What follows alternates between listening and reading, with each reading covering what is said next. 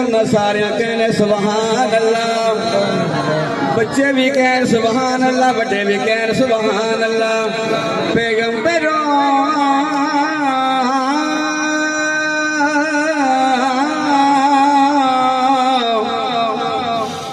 के बयानों में गूंजने वाला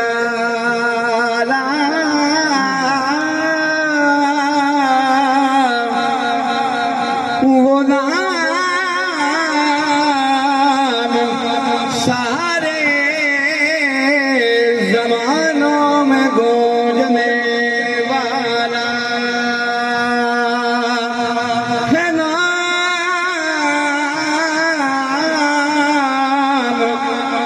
नाम यूनी का खुदा के नाम के बाद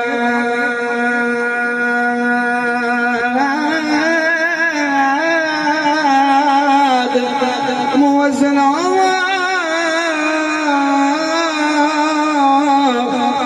की अज़ानों में गूंजने वाला। हाफ़िज़ सईद साहब किसी में कह दो सुभान अल्लाह।